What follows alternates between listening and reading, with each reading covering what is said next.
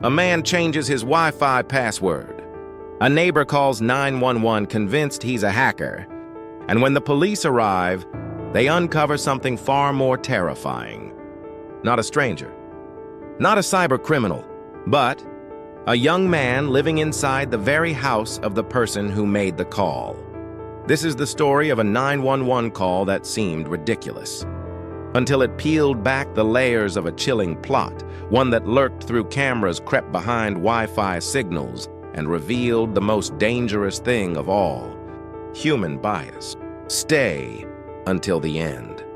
Because the truth didn't just shake the neighborhood, it exposed the real cost of prejudice and silence.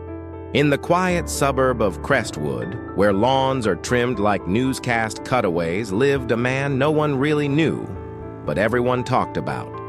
His name was Darius Coleman, 40 years old. Worked from home. No wife. No kids. Didn't attend block parties.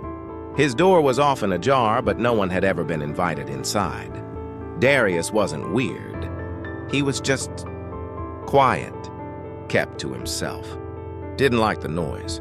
Every morning he watered the plants, walked his dog, and sat in the exact same spot under the awning where the Wi-Fi signal hit just right. To him, peace was a rare luxury, something you earn and protect your whole life. But in Crestwood, being quiet wasn't a virtue. It was a red flag. And to Melanie Foster, the neighbor living directly across the street, different often meant dangerous.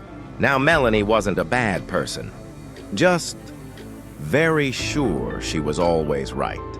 She believed in her woman's intuition, the same intuition that once made her call the cops because the garbage truck showed up 15 minutes early. Nothing happened that time. But this time, when she saw Darius standing in his front yard staring at his phone, fingers tapping furiously for 10 minutes straight without moving an inch, she called 911. "There's a man doing something strange," Melanie whispered into the phone. "I don't know what he's hacking, but I've got a really bad feeling. Please send someone to check it out." And as if fate had written the script in advance, that seemingly absurd call. It was the very thing that saved the entire neighborhood from a nightmare no one saw coming. Darius Coleman never imagined that something as simple as changing his Wi-Fi password would put him on the police radar.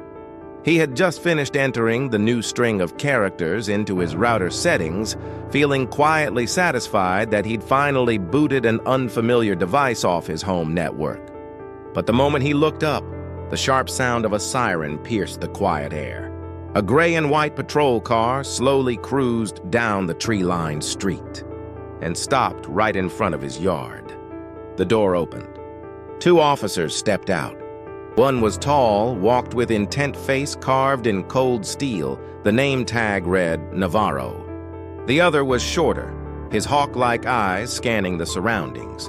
Carter. Darius stood still, phone in hand. He knew that the smallest wrong move could escalate things quickly. Navarro spoke first. His tone wasn't aggressive, but it carried weight. "Good afternoon, sir. We got a call from a neighbor about suspicious behavior. Can you tell us what you're doing here?" Darius raised an eyebrow. He was standing on his own lawn, in front of his own house, using his own phone, connected to his own Wi-Fi. And now, he was a suspect. "I'm changing my Wi-Fi password," he said. "I noticed an unknown device had connected to my network." Navarro glanced at Carter, then nodded slowly. Before either could say more, a voice rang out from across the street. "Don't believe him, I saw everything from my kitchen window." Darius turned. Melanie Foster stood on her front porch, arms crossed, eyes sharp with suspicion, like a suburban counterintelligence agent. He was just standing there, acting shady, tapping on his phone nonstop. Who does that unless they're hacking something? Navarro turned toward her. "Do you have any proof, ma'am?" "I just know something's off," Melanie stammered, staring at Darius like his eyes alone were evidence. Carter stayed silent, his brows furrowing. Darius sighed and held out his phone. "You can take a look. I'm in my router settings. There's a device I don't recognize called Crestwood IO1 accessing my network." Navarro stepped closer and peered at the screen. The list of devices appeared. Darius's phone, laptop, and smart TV all clearly labeled. And one outlier, Crestwood I01. "You're sure that's not one of yours?" Carter asked. "Positive. I live alone. No one has my Wi-Fi password." Navarro nodded. "Would you mind if we take a look at your network from inside?" Darius hesitated. He knew he wasn't obligated to let them in, but he also knew refusing might escalate things. He nodded. "Yeah. Come on in." Inside his tidy living room, Darius opened his laptop and logged into the router. The screen displayed the device list access logs and most notably the security camera feed logs. Navarro and Carter both leaned in as one line of text blinked on the screen. Device: Crestwood IO1. Accessing feed. Living room cam 1, kitchen view. Carter squinted.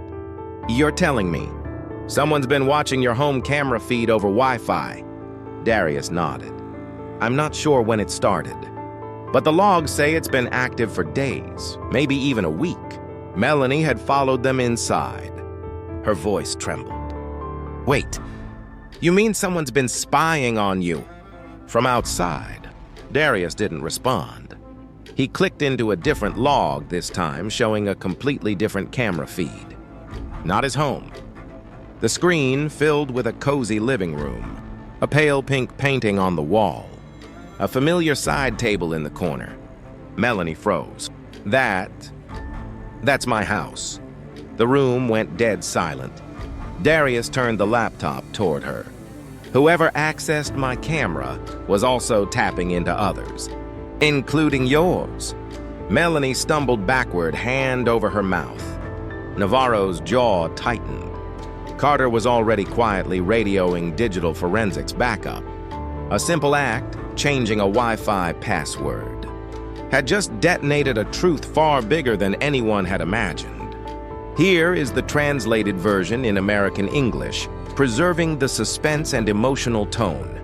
Darius's house fell into a heavy silence the moment the camera feed from Melanie's home appeared on his laptop screen.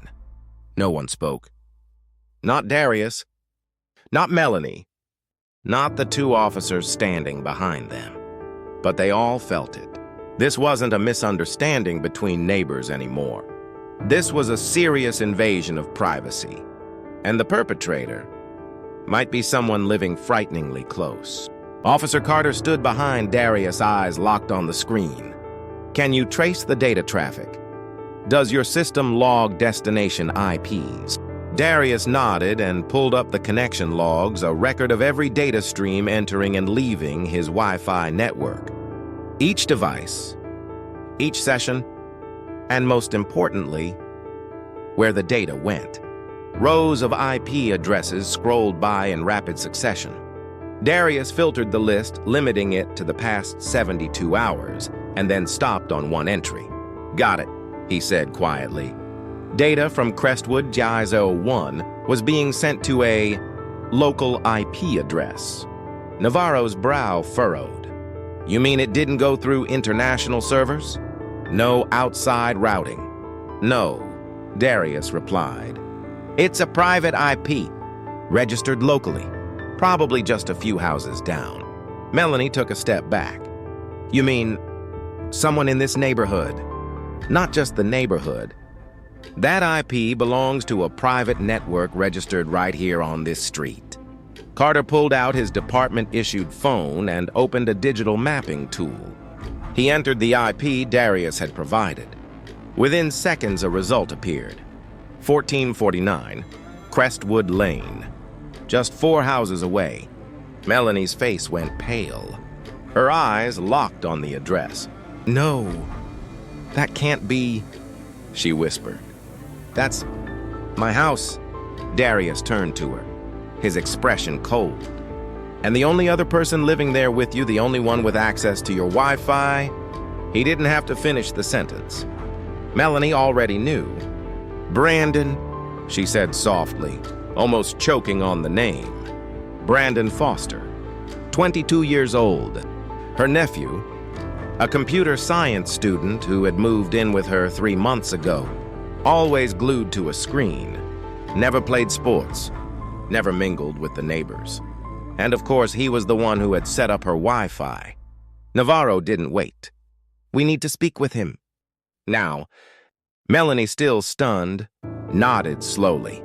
I'll take you over." Darius rose to follow. "I'm coming too." Navarro raised a hand. "No, you've helped enough. Let us handle this." Darius hesitated but didn't argue. He understood this was where law enforcement stepped in. The three crossed the sunlit lawns heading toward 1449 Crestwood Lane. From the outside, the house looked like any other. But to them, it now loomed like a hidden fortress, one concealing something. Twisted. Melanie unlocked the door. Brandon, come downstairs." No response. Navarro and Carter exchanged a glance, then made their way quickly up the stairs. They stopped in front of a closed door. Navarro knocked sharply. "Brandon Foster, this is the police. Open the door immediately." Inside, the sound of a chair scraping. Footsteps, then the door creaked open. Brandon appeared. His face was calm, but his eyes betrayed a quiet panic. "What's going on?" he asked, voice flat. Navarro didn't sugarcoat it. "We're investigating unauthorized access to private home networks and security cameras in this area. Your IP matches the source." Brandon raised an eyebrow. "Me? That's crazy. I just used the internet for school." Carter looked him dead in the eye. "Then you won't mind if we take a look at your computer, will you?" Brandon swallowed. I know my rights. You need a warrant to search." Navarro nodded. "We do, but refusing will raise suspicion that you're hiding something." A long pause followed. Brandon looked toward Melanie. You think I did this?" She didn't answer. Her eyes said enough. Finally, Brandon stepped aside. "Fine. Go ahead." Navarro and Carter entered the room, and in the minutes that followed, the truth began to unravel. Brandon Foster's room looked like any other college student's. A laptop on the desk, headphones draped over the chair, a half-empty coffee cup next to a personal Wi-Fi router. But when Carter lifted the laptop lid and the screen lit up, no one was confused anymore. This wasn't just a place for homework. It was a control center for a surveillance operation. A program was running quietly in the background. The interface looked simple, but beneath it was a long list of connected devices loaded with IP addresses, many of them belonging to home routers across the neighborhood. Navarro glanced at Carter. "What is this?" Carter scrolled through the data. Man in the middle interface. He's not just piggybacking on other people's Wi-Fi. He created a spoofed network that mimics theirs, tricking devices into connecting. And once they connect, their devices are compromised. Brandon sat on the edge of his bed. Hands clenched, his eyes shifting. I wasn't trying to spy on anyone. It started out as curiosity. I meant it as a joke. Navarro's jaw tightened. "You call watching someone's bedroom camera a joke?" Brandon fell silent. Carter opened the access logs. What popped up made the air in the room turn ice cold. 36 different device addresses, 12 home security cameras, 6 smart doorbell feeds, and 4 live video streams were still active. One of them was still showing Darius's living room. His laptop was still on. Brandon winced. "I forgot to shut it down," Carter typed, quickly pulling up the connection history. She scrolled. "There it is," she said quietly. First access was 5 weeks ago. 1 to 3 logins per day. Always from the same device. Navarro turned toward Brandon. "Does anyone else know about this?" "No. I did it alone." "And where's the data going?" It's stored locally. I didn't send anything out. You didn't sell it. You didn't upload it online. No, I swear. Melanie, standing at the doorway, looked pale as a ghost. Brandon, what have you seen? The question was simple, but behind it was a storm of emotion. Betrayal, fear, shame, and heartbreak. Brandon lowered his head. You think I'm a monster? Melanie didn't answer. But the tears rolling down her cheeks said everything. Carter closed the laptop. Brandon Foster, you are under investigation for unlawful surveillance, unauthorized network access, and invasion of privacy. Navarro pulled out the cuffs. Hands, please. Brandon didn't resist. He quietly extended his wrists. They led him downstairs. Darius stood by the front door, watching every step. Brandon looked at him, the man he had once dismissed as the weird neighbor nobody cared about, who had now uncovered everything. I didn't mean to hurt anyone, Brandon murmured. Darius didn't respond. He only nodded slowly.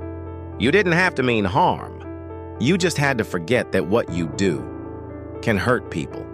The police car rolled out of the neighborhood, and what remained was a silence so heavy it pressed against the lungs.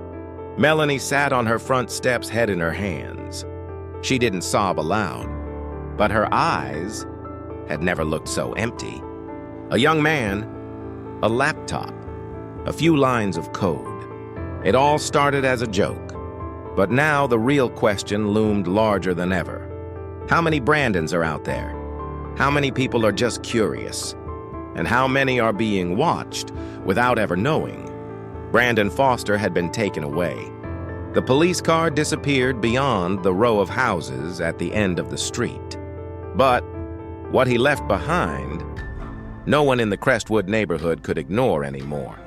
Melanie Foster sat slumped on the front steps, her hands clutching her temples as if trying to squeeze the thoughts out of her head. But the more she tried to forget, the clearer the memories became. Brandon's eyes when the cuffs went on, his confused face, and the trembling words he whispered. I was just curious. I didn't think it would go this far. A few feet away, Darius stood in silence. He wasn't looking at Melanie or anyone else. His fingers gripped his phone tightly, his thoughts still spinning from the shock. He had lived in this neighborhood for 3 years. No parties, no chit-chat, no need for anyone. But never once did he imagine that would make him a target. When Melanie finally looked up and met his eyes, she froze. A long, heavy silence hung between them. I'm sorry, she stammered.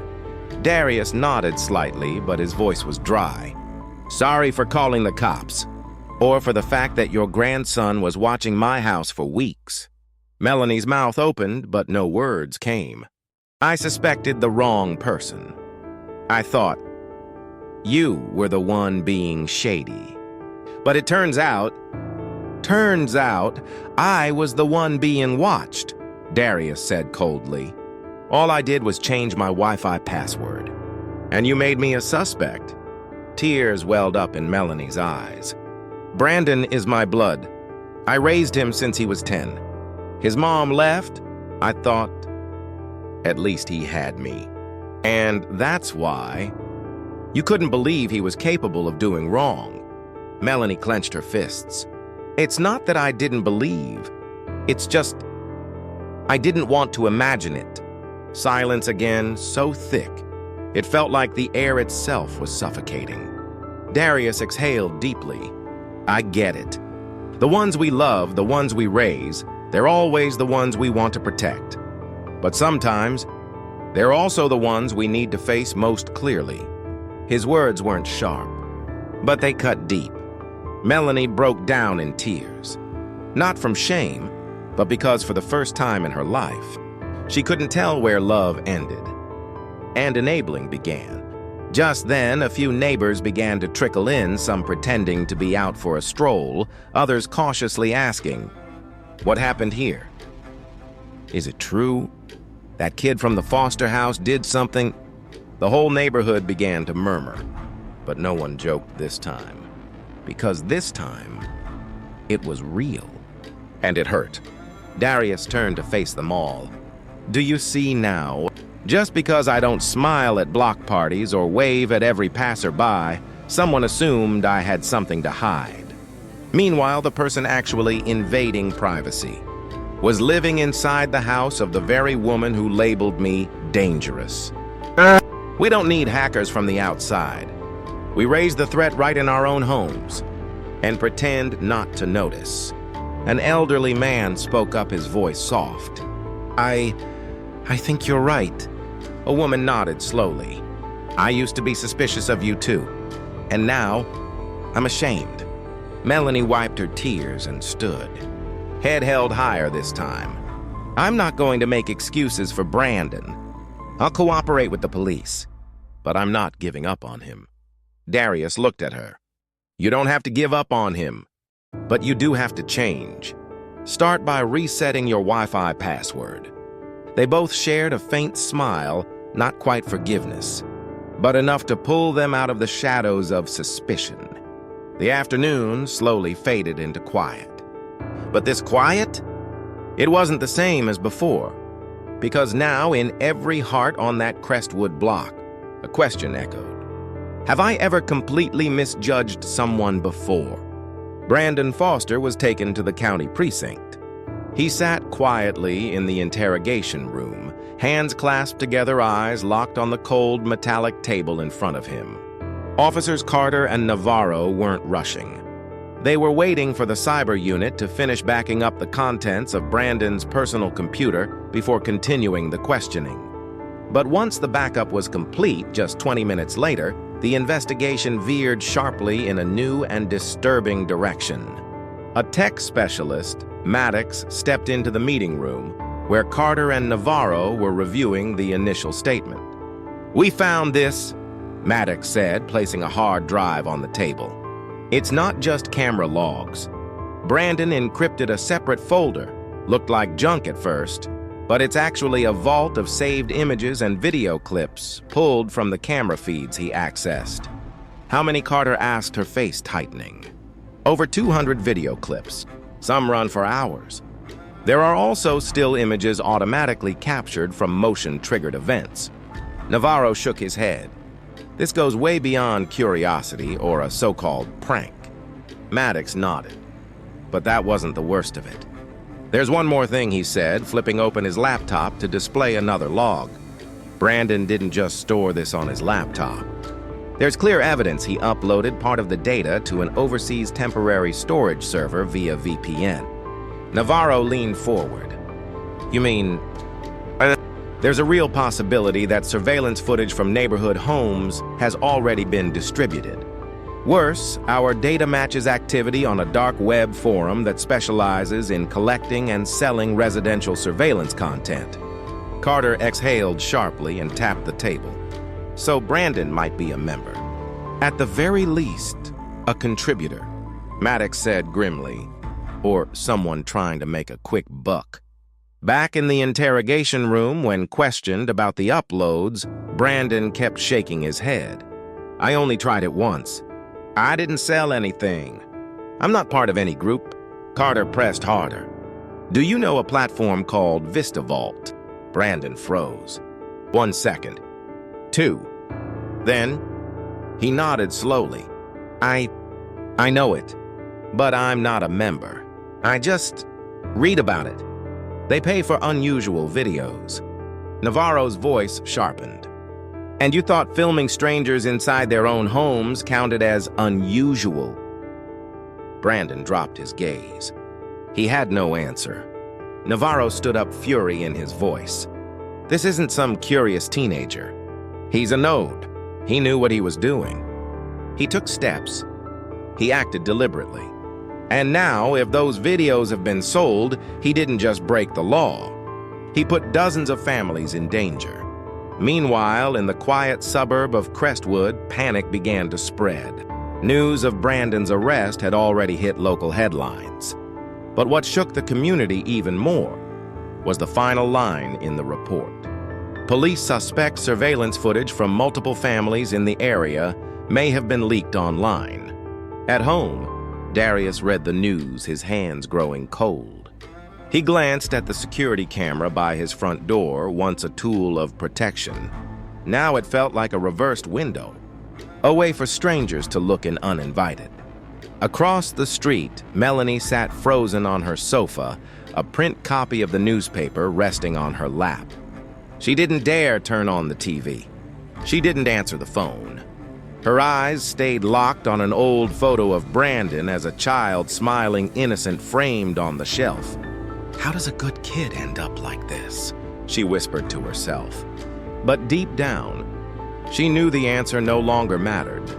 What mattered now was facing the consequences. Police officially escalated the case to the state level.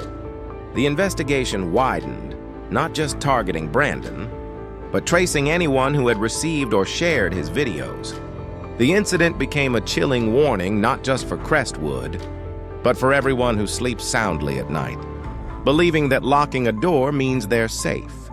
The entire neighborhood that once looked at Darius Coleman with suspicion now greeted him with something that felt oddly close to guilt. Each morning when he watered his plants, someone passing by would wave hello. A kid walking his dog would glance down and mutter, "I'm sorry for," what everyone thought. One elderly lady even brought over an apple pie just to say, "I'm not someone who trusts easily, but today I'd like to learn how." Darius didn't turn anyone away, but he didn't rush to smile either, because he understood something deeply. Trust doesn't grow from quick apologies.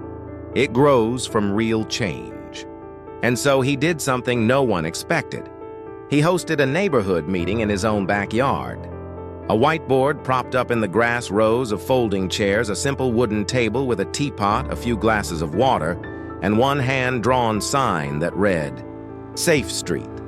A safe neighborhood isn't built on fences. It's built on listening. Not everyone came, but over 20 households showed up. Melanie was there too, quietly sitting in the front row. Darius stood before them. No mic, no speakers, just his calm voice and steady eyes. "We can't turn back time," he said, "but we can learn from it. I didn't organize this to point fingers. I'm not angry anymore. I organized it because if we stay silent after something like this, the next time will be worse." Then he made a proposal, a Crestwood community tech group where neighbors could help each other with digital safety and home network tips, free monthly cybersecurity workshops at the local library, and most importantly, a pledge to observe. Without judgment, a shared agreement to never label someone as suspicious just because they're quiet. At first there was silence, then a hand went up. Melanie. "I saw things wrong," she said, "and I don't want to be silent again." A middle-aged man added, "I've worked in tech for 15 years and never taught my wife how to set a Wi-Fi password. That's on me." A young woman spoke next, hesitantly. "I used to feel uneasy around people who weren't like me. Now I realize difference is something to value if we're willing to open up." Darius nodded. He didn't need applause. All he needed was for people to finally start talking. A few days later, something remarkable happened in Crestwood. On nearly every window in the neighborhood, a handwritten note appeared. "We commit not just to locking our doors, but to opening our hearts." Melanie took it even further. She wrote a long letter by hand and delivered it to every home on the block. People make mistakes, but only a heart willing to admit those mistakes can carry us past fear. I was wrong, but I'm learning how to be a neighbor again. And as for Darius, he sat in his backyard, a cup of tea beside him, laptop open not to scan for rogue devices this time, but to open an email from the elderly man next door. "Thanks to you, I learned how to change my Wi-Fi password for the first time in 8 years. And thanks to you, I learned how to change." 1 month after Brandon's arrest, the neighborhood of Crestwood returned to its usual quiet appearance. Kids played on the sidewalks. Adults mowed lawns, watered plants. But beneath that peaceful exterior, something had changed. Everyone had changed. Darius Coleman was no longer the strange man at the end of the street. Now he was the one neighbors knocked on the door for when their Wi-Fi lagged. The parents asked to check the security settings on their new doorbell cams. The man who once had 911 called on him just for standing silently in his yard was now the only one who had dared to protect them all from a threat they couldn't even see. He still lived alone, still loved the quiet. But now, every time he walked through the neighborhood, he was met with sincere greetings. No more wary stares, only quiet recognition. Melanie Foster had changed too. She joined the weekly tech class Darius hosted. She was the first to suggest creating a digital lockbox to help seniors in the area manage their privacy. And in every meeting, she reminded everyone, sometimes the scariest thing isn't the bad guy out there. It's our own blind certainty that makes us misjudge the good right beside us. As for Brandon, after cooperating with police, he was charged with lesser offenses due to it being his first violation and his willingness to take responsibility.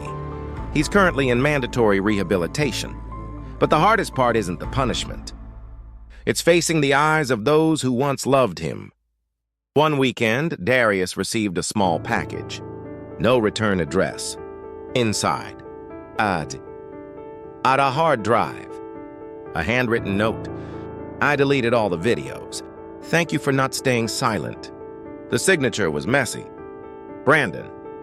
Darius placed it in a drawer not as an act of forgiveness, but because a circle had finally closed. Some doors, though locked for years, can still be opened. But certain prejudices, if left unchecked, will trap us in darkness for a lifetime. Darius didn't protest, didn't rally.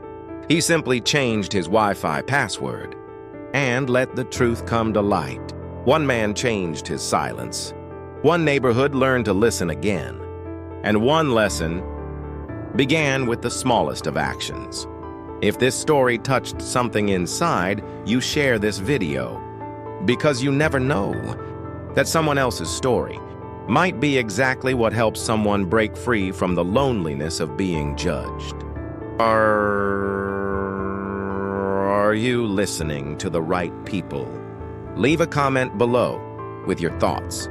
And don't forget to hit subscribe so you won't miss the stories that make you look at the world and yourself from a whole new angle.